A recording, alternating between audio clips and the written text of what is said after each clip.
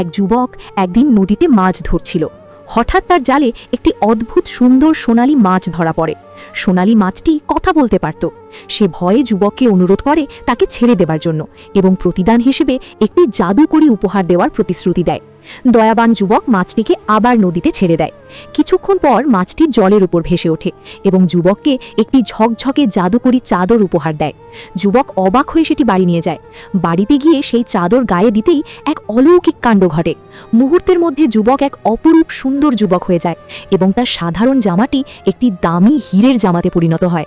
এমনকি ঘরের ছাদ থেকে সোনার কয়েন ঝরতে শুরু করে এবং তার ঘর একটি প্রাসাদের মতো হয়ে যায়। এই সব কিছু আড়াল থেকে এক লোভী মহিলা দেখে ফেলে। সে মনে মনে ভাবে, আমি যদি এই চাদর গায়ে দেই তবে আমিই হব পৃথিবীর সবচেয়ে সুন্দরী আর ধনী। সেই রাতে যুবক যখন গভীর ঘুমে আচ্ছন্ন, মহিলাটি চুপিসারে ঘরে ঢুকে জাদুকরী চাদরটি চুরি করে নিয়ে যায়। নিজের বাড়িতে গিয়ে মহিলাটি খুব খুশিতে চাদর গায়ে দেয়, কিন্তু হিতে বিপরীত হয়। জাদুর প্রভাবে মহিলাটির মুখ কুঁচকে যায়, চুল সাদা হয়ে যায় এবং সে এক মুহূর্তের মধ্যেই এক জরাগ্রস্ত বুড়ি হয়ে যায়। ভয়ে সে চিৎকার করতে থাকে। পরদিন সকালে ঘুম থেকে উঠে যুবক দেখে তার জাদুকরী চাদরটি নেই। প্রিয় উপহারটি হারিয়ে যুবক কান্নায় ভেঙে পড়ে। তবুও ভিডিওটি দেখার পরেও কেউ লাইক সাবস্ক্রাইব করলে না।